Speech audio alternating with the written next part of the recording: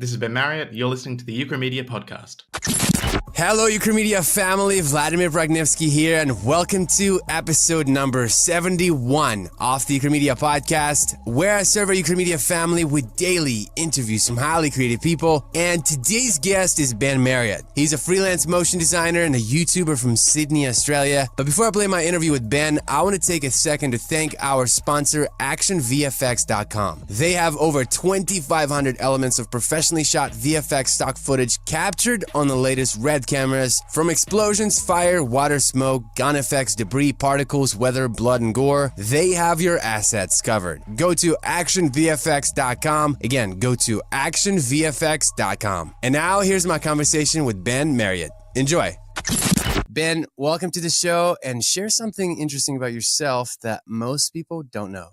Well, thank you. Thank you, Vladimir. It's great to be on here. Something interesting about myself, I think, well, when I was 10 years old, one afternoon, I spent probably more time than I should admit learning how to say the alphabet backwards in case I ever got pulled over in America, just because that's what happens in oh in my all the gosh. Movies. That's funny. Where did this fear come from? Oh, I remember seeing it on just on movies, and I thought, I'm sober and I can't do that. Like, what chance? Not that I had plans of drink driving, but I'm like, what if you just pulled over and they would just assume you're drunk? That's hilarious. I've never met anyone who actually can do it backwards, first thing in the morning. It honestly doesn't take that long to learn. Like, it takes maybe 15 minutes. Like, it's not that intimidating. But then again, my wife always spells things backwards. Like, I'll say a word and she'll spell it backwards. I'm like, why? For no reason. It's a secret. It's a talent it's a crazy talent that she has, I guess. No, it's an impressive flex. Now let's transition to your journey. Now let's start from at the very beginning. How did you get started in motion design? When I was 14, maybe earlier, 13, a group of my friends at high school, we would make animations just using PowerPoint, at school. And for about a year, this it would take up all my free time. We'd just create a slide in PowerPoint, duplicate it, and then just move the things around a bit. And then when you play it, you just hold your finger down on the next frame key and it would play as an animated sequence. We'd get really intricate. By the end of it, I made the Predator from the movie The Predator. I'd made him just out of rectangles and ellipses, the most basic tools you had in PowerPoint. And we're all obsessed with on newgrounds.com, there was all these animations of stick figures having big, martial arts battles. So we tried to make that in PowerPoint during our computer class. So that was, I think, how I got my first taste of animation. And then I don't think I even touched animation for maybe 10 years after that. After that year, I was like, all right, that's enough of this. And I moved on to some other trend. And then I studied, design. I studied design at university, which is, what goes into art as a kid. And then, that's what you do if you're an art kid, especially in Australia. You can't make money at that. Design's right. Kind of, halfway in between. The worried parents think, he's not going to make any money out of this. Let's design. People will always need labels on bottles and stuff like that. So I studied design at a UNSW here in Sydney. And then by the end of that degree, which is 4 years, I thought I don't really like graphic design anymore. I want to be an illustrator. Illustration's what I love. So I had a go at freelancing as an illustrator for about 2 or 3 years after uni. And that went okay. I was just sort of scraping by because it was a very competitive field and I had no experience. And then I got a job offer at a video production company in Sydney that did some animations, and they just needed someone to draw the stuff. So they just approached me. We need you to draw things. We have a 3-month contract. And I was like, I'll get paid to draw for every day. This is great. So I started doing that. And then over 3 years, I at that point, I'd barely touched After Effects. At all. I knew how to change the position and rotation on something, and that was it, and not even well. I'd never opened the graph editor or done anything special. And then over 3 years there, I'd sort of just slowly picked up After Effects project by project and just slowly improved my skills. And then, at the end of the 3 years, I'd moved on to another place by then. And then it was the beginning of last year that I went freelance. And that was 18 months ago almost. And wow, now congrats. I'm here. Thank you. What is like working for yourself at freelancing? Was it a smooth transition for you? It was a pretty smooth transition. I did a lot of planning. There was like a 6 month lead up to when I knew, like, all right, I'm going to go Oh wow. freelance. Well, my plan was, I know I'm going to go freelance as soon as my lease is up at the end of this property where I was living with my girlfriend, my now wife. And I'm like, our lease is up here. This place is far too small. I need an extra room to use as a studio. So we need a second bedroom, and we also need a place that's dog friendly because we knew we needed to get a dog. Essential as a freelancer to have a puppy. Right. So I A little knew, buddy to like, hang oh, out with. my lease is ending in January. I need to put a reel together before then. Here's what I need to have before then. Here's what books I need to read. Here's what I need to learn and prepare before then. So I was prepared for when I jumped ship. I had, a plan. I had a bit of a runway of money for, some savings for when there isn't work there, and just sort of prepared myself as best I could. And I think for the first 3 months, I was freelancing for the same company I was working at, doing the same Oh job in the same nice. desk anyway. So yeah, it Man, it worked out sounds okay. like it was yeah, it sounds like it was very smooth for you, man. It's almost no fun, man. You gotta make it risky, right? I I'm know. just kidding. I'm sorry, no. It's best to do it when there's when there's nothing lined up and you have no savings. That's when it's a real journey. I'm just kidding, of course. No, that's pretty cool that you did it that way, that you were so well organized. Now, when did you start your YouTube channel? How did that come about? I started a YouTube channel about, I think, at the beginning of March. I think 2 months ago, Oh almost. I think wow. I just released my eighth video now because I'm doing weekly videos, Congratulations. and I Wow. start. Thank you very much. I got the inspiration to do this at the end of sort of last year. I had a meeting with one of my friends who has a very big, not a very big YouTube channel, but like a big, like hundreds of thousands of followers. And I remember like seeing her like from 5 years ago, just starting out on Instagram and YouTube, and like she's grown massively. And I thought, I wish I'd have, I wish I'd have started something a long time ago that, I could have built up and had more sort of say and Right. opportunities, influence by now. And I thought, well, I may as well do it now. My first year at freelance had gone well. I wasn't homeless, which was goal number one, which is always good. And I thought, Right. and then I thought, well, I can continue doing this, and I'd slowly, I could increase my rate. So I'd get paid a little bit more, have a little bit more say of what clients I take on, but it would be a fairly linear progression. But I thought, I've got a bit of security at the moment. I'm in as good a position as I'm ever going to be to take a bit of a risk like this. So I decided this year I'm going to focus on the YouTube channel, not as my main focus, but try to put that 50-50 with freelance work. So I'll decide to take on less clients and focus on building this thing that will hopefully pay off in the future. Who knows? So I thought I'd commit to do, all right, I'm going to do this for 2 years weekly, do 100 videos, and then at the end of that, Wow. see check back in and see where it's going. Wow. Every week a brand new video, and your videos are high quality. They're amazing. Just 8 videos. Wow. And you already have like close to 3,000 subscribers in just two months. Or is it 2 months, right? You said? Yes, that's right. That's impressive. Now, let's transition to your dark moment in your creative journey. I want you to tell us the story of your worst moment in your creative journey. So, Ben, take it away. Oh, okay. The worst moment in my creative journey was definitely the experience I had with a client when it was just after I'd finished uni, and I was working doing web design. I got a job doing like web design in house for a business, and then I was just doing it like this is my first actual probably freelance gig actually. It's only as a web designer, and like one of my friends asked me, said, "Hey, my uncle needs a website designing." So I thought, all right, like they were an architect and like a builder construction type of thing. That's why they were an architect. They were building and construction. They were in, and they just needed a simple website, like a sort of pretty much like a portfolio website. They wanted it clean, simple, and white. And I thought, I can handle this. I was just going to develop a WordPress theme for them to use. So I was doing that, and I probably undercharged them by a magnitude of thousands of dollars. But that was fine. It was my first gig, and what have you. And then I got down around to I built it now, and I was just testing it locally on my server at home, on a local server on my computer. I thought, all right, I'll upload it to their server now, just so I can test it. I won't make it visible. And then I go to upload it, and then this server will not accept WordPress sites. Like everything I'd built would not work on the server they Wow. had. And I was like Ouch. fretting. I was like, oh my God, I was just thinking, what am I going to say to these people? Like they'd paid a deposit and everything. I was like, I don't know. What do I do? What do I do here? And then I was trying to, all right, well, maybe I separate this. And I was just trying everything I could. And in that process, I deleted every copy of all of my working files for it. Everything was gone.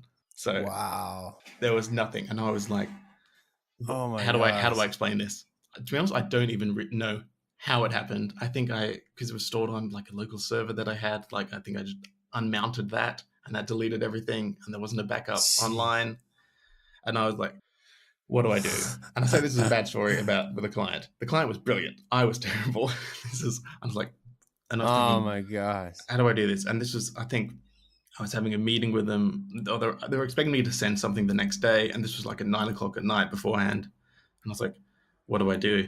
What do I do? And I was up late that night, and then I don't know how I managed to get sleep, but in the morning I was so stressed. I don't think I've ever been this stressed in my life, and I'm a very much definitely a lot more then. I was a real warrior, and I worried so much. I remember my brain feeling like it was sort of this like nest of earthworms just writhing around and pulsing, and I was sort of so stressed. And all I could do was like just sit in my chair and think about how screwed I am. Like, what do I do? What do I do? What are Oh they going to think? man. And then I remember I decided, all right, I need to get up, leave the house. And I decided I just ignored sending them like a whip that day. So, all right, I'm just going to ignore this. And then, worst thing that happens is they email me and say, oh, where's the stuff? And then I'll deal with it. So I remember walking out, just walking to the shops, buying a single Snickers, sitting on a park bench, and just like, what do I do? And I'm like, well, my only option here is I have to come clean. I can't just like build this website out of nowhere. And then even if I do, I can't put it on their server. So there's no point in that. And I don't know how to build for any other sort of CMS or any other sort of software or anything like that. There was no Squarespace back then, no Wix or anything. And I thought, well, I'm just going to have to write an email. And I just wrote an email saying, hey, I screwed up. I screwed up completely. I can't do this. I think, well, I don't think I phrased it like that. I think, I know I promised you this, but I can't deliver. I thought I could. Apologized. I was very professional about it as much as I could. And I just got an email back like an hour later. That hour waiting was very stressful as well. Because I'm like, what are they going to do? Are they going to, I don't even know. Like now I understand what the stakes really were. I was like, am I going to get arrested? Are they going to put like the Fair Work, the ombudsman, Oh the wow. ombudsman on me for, like fraudulent practice or something? And then I just going to email back saying, that's okay. We understand. And I was like, oh, and just the relief and the weight That off my easy. Wow. shoulders was immense. Yeah, I mean, yeah, they were like lovely people. And now looking back at it, I'm like, I Man. shouldn't have, yeah, I learned, I learned a lot from that experience. I'm like, when you're out of your depth, you can just say so. Most rational people will just understand and say, all right, well, there's no point yelling and getting angry. That's not going to get me a website. And they're like, yeah, we understand. What can you do? That's Can you crazy. recommend someone else? So it worked out okay. It reminds me of a story. I once worked for this big news company. I mean, they had probably like millions of listeners every month, and they had a Mm-hmm. website, and I was managing that website, and it was a WordPress website, and I decided to change something in the functions.php, which I'm sure you're familiar with it. And Mm-hmm. I've added some kind of script, something. It took the whole website down completely. Oh, And I couldn't figure out how to bring it back up. People were calling, phones were just off the hook, and I oh did it my god. twice. I did it Oh, twice, and oh my. yeah, I remember my heart just dropped when the CEO of the company emailed me, and he was like, "What's going on with the website?" I'm like, "Oh, jeez, man." So that brought back Yeah. memories, painful memories. Yes. Yes. Now let's shift gears and talk about something positive. I want you to tell us the story of your best moment in your creative journey.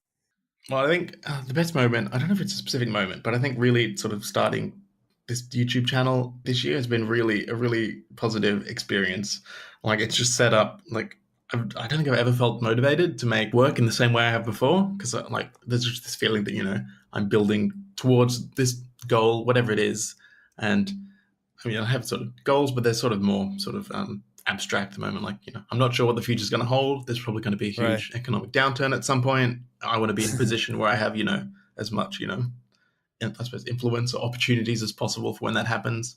And just having like a 1 week deadline, it's difficult when, I'm booked on other freelance gigs and I'm in the middle of like a 2 month booking at the moment, but I'm just managing to do it. And the sort of, yeah, a week deadline is really good because even if I'm not like I'm happy with the result, everything I put out now, but even you're never 100% happy. And there's always, all right, that bit wasn't perfect, but I have to get it out. I have to ship it this week. Otherwise, there'll be riots in the streets. There might be one comment saying, oh, the video's late. But to me, there's more stakes than that. Mainly because I have to get working on the next video. And you're just that feeling like, if it's not perfect this week, there's another one in a week. That'll be fine. I've got another opportunity to do this. And yet, like the first video that I made 8 weeks ago feels like forever ago, because there's been 7 other projects that I've done in the meantime. So I really enjoyed that sort of challenge and having to make another piece of animation every week to sort of explain whatever's going on in the tutorial. So it's fun to have these restrictions that I haven't really had for personal projects before. And I made, like, last year I spent I had like one sort of major personal project that I did during my freelance downtime, which it was like a 40-second sort of parody of an explainer video, I guess. Even though it was only 40 seconds, it was like massive. It took weeks and weeks because I wanted it to be Yeah. the best and put everything I can in there. I wrote it and did all the design and animation. And it's once you put it out there, it's like all this work. You can't control the response. I had a good response, but I'm like I really enjoy, I suppose I enjoy the immediate feedback. You put something out there, you get a reaction, and there's more stuff to put out. Sitting not in silence, but it feels a bit like that way. Being silent for such a long period of time feels, I don't, I'm not as into that. I prefer having feedback like, oh, this is good, we like this, we don't like this. Like, I think there's just more opportunities to iterate and improve on the stuff you're doing. So I suppose, that's been my highlight so far. I mean, who knows in the future? Maybe it'll go terribly, and I'll be wanted on the Oh, news. your future is looking bright. For bad tutorials, but yeah, thank you. Your future is looking bright. Now, I'm curious, how long does it take you to make a tutorial? I know you said you give yourself a week, but how many hours does it take? I'd say at the moment, rough estimate. Now, I reckon between like 6 and 10, I'd say. My wonderful wife is helping me with the editing now, so that is an enormous help. Nice. And it's it's amazing to have, and she's like great and saves so much time. The first one took ages. Like, that was one I did about animated grain, and I literally recorded the script, me doing it 8 times and edited it 3 times. So that one I probably spent maybe even like 30 hours on that one. But then I realized I don't have to do it live. I can edit a screen recording. I don't have to get the right sequence of clicks all the time. I can read a bit of the script, pause, do the next thing, and edit it. And now it works much better. Now I do one take. The recording is probably like 20, 30 minutes. Edit that down to 10 minutes or whatever. And it takes a few hours. Yeah, the main part, I think the longest part, is like writing the script and, making the actual assets to do the tutorial on. The recording and the editing is a lot quicker now. That's pretty awesome. You don't think you'll ever run out of material? I have a very long list, but I nice. There's a good problem to have. Yeah, there's a long list. I think I'll run out of very specific, like, there's sort of more tutorials. I'm going to run out of cool effects to do soon. Like, because there's only so many. Like, well, I can't learn a whole new effect every week or something unique to show. So I'm slowly going to broaden it to sort of more process videos and more, not abstract, but more videos about design and motion design, illustration, and freelancing and stuff in general, rather than here's how to get this very specific effect that you will need for one specific use that you may never actually ever use, but that type of thing. So hopefully I'm planning on broadening it out a little as it grows, hopefully. Awesome. We'll keep an eye on you, man. Your stuff is just amazing. And thank you. I mean, it's only going to get better and better with time, man. Now let's transition to a Q&A round. Let's see. First question we have: what should artists, especially students, be doing constantly, whether it's on daily basis or just as much as possible? Daily basis. I think, like, obviously practice, but I think they know that they can hit that elsewhere. But I think really focusing on, like, everyone's telling them to practice daily. You should practice daily. I'm not going to tell you differently. Well, maybe not daily. That's too much pressure. But have the weekend off. But have a weekend off. I know it's hard to do that. If you're a student, relax. Go have some drinks. It's fine. It'll all work out. But I think focusing on, like, taking time to just play around and experiment with things. Don't feel as though everything you make needs to go on your portfolio and that this is, when you're in uni, this is the career that you're going to have. When I was in uni, I wanted to be a designer. Then I wanted to be an illustrator. Also wanted to be a web designer halfway through there. Wanted to be a concept artist at one point. Like, all of these things that led to me being an animator. It was years and years before I thought this motion thing is actually funner than all the other parts of the process. So, don't feel as though you're wasting time if you do something and, you spend years on it and then turn your back on it and think, oh no, I want to do something else. If it even remotely related to the creative industry, I think it's going to, yeah, it'll help you in the future. No, because it all kind of compounds in the end. It only complements what you're doing now. Like all that stuff that you learned before, and now is you're just made you that much better.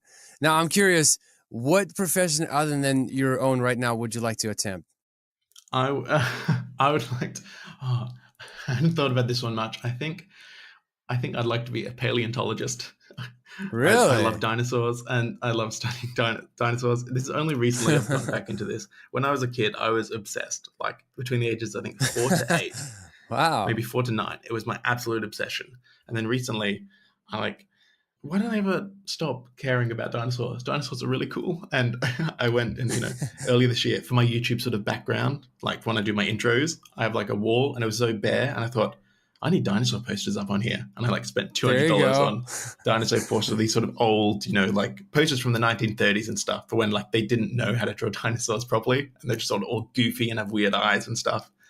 So yeah, and I've been reading some books about dinosaurs. I'm like, these are great. I think I'd be happy just learning about dinosaurs every day. That's pretty cool. Now, share one of your personal habits that contributes to your success. Now I try to write daily. I think writing is really it like has helped me a lot recently. And I know like a lot of designers, creative people who work visually probably don't think of writing as that integral. But the more I've done it, I think the more it helps every sort of aspect. I think like trying to explain yourself clearly is probably the most important skill that a designer, illustrator, animator can have. Because if you've got this great idea, but there's a huge fence between communicating that idea between you and the client, no one's going to see that idea. No one at all. Always assume the client has zero imagination.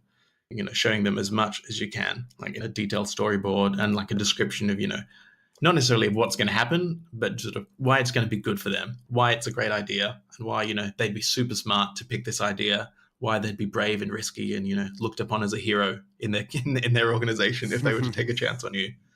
So sort of, yeah, that sort of, descriptive, persuasive language is, I think, important to learn. I don't think I'm perfect at it by any means, but I think, writing, especially the scripts for the YouTube tutorials and stuff, like it makes you really think about your process and cement it down and really, have a rationale for why you're making these decisions. Now, where do you get your inspiration from? All over the place, really.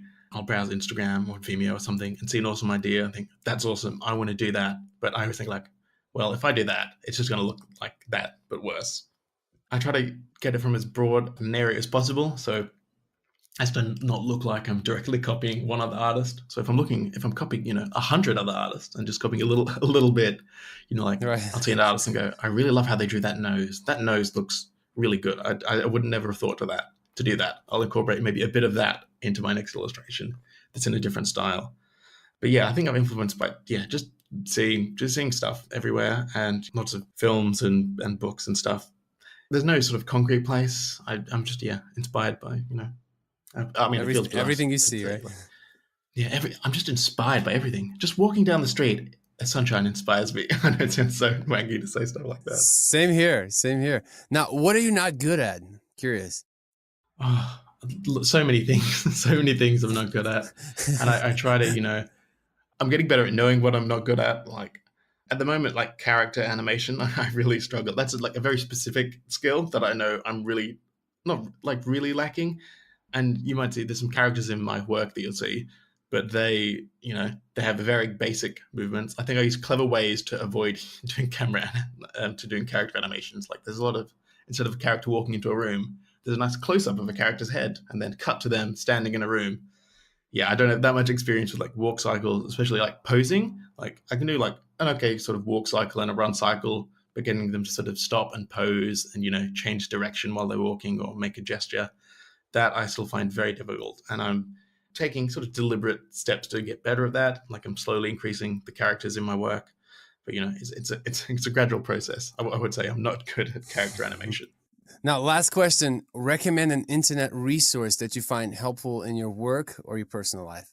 I honestly think like YouTube really is the best resource out there. Like Right you on. learn Yeah. how to do like absolutely anything from like motion design to like car repair like I'm looking at that, change the battery, like fire alarm, how to open the light socket on my ceiling fan. Like that's my go-to resource of how do I do something. I know there'll be a 5-minute video of, a 14-year-old in, like in Uzbekistan that like had the perfect answer for me. Like, this is great. I have no idea how you know this. Or there's some 12-year-old from California that's, like they'll explain it to me perfectly. So whenever I'm in doubt, I go to YouTube and there's someone analyzing it.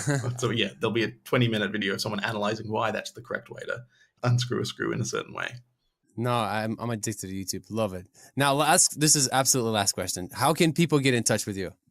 The best way to find me is, I suppose, on Instagram and YouTube. I'm at Ben _Marriott _ Marriott to spell like the hotel, MARRIOTT. And on YouTube as well, if you search for me there, you'll find me, I guess. Yeah, and that's the best place. Feel free to ask me like any questions. If you have any questions, leave a comment on a video or message me in the DMs on Instagram. I will answer any question you have. Sounds good. Well, Ben, listen, thank you so much for sharing your journey with us, man. I appreciate it. Yeah, thank you so much. Thank you so much for having me. It's an absolute pleasure to talk to you. I can't wait to listen to the rest of all the rest of your upcoming guests. I know you've got some great people coming up. All right, I hope you enjoyed my conversation with Ben Marriott. Make sure to check out benmarriott.com. Again, it's benmarriott.com. And as always, all the links and resources mentioned in this episode are also available on our website at Ukramedia.com/71. And make sure to check out actionvfx.com. Remember, they have your assets covered. Over 2,500 elements of professionally shot VFX stock footage captured on the latest RED cameras, from explosions, fire, water, smoke, gun effects, debris, particles, weather, blood, and gore. Go to actionvfx.com. Again, go to actionvfx.com. And lastly, don't forget to join our online mentoring group on Facebook. Simply go to Ukramedia.com/community. We have well over 3,000 people in this group. It is a great online resource for those of you who are trying to grow, and it's absolutely free. Thank you so much for joining me on the journey of this podcast. I appreciate you, and I look forward to serving you in the next episode of the Ukramedia podcast. Bye-bye.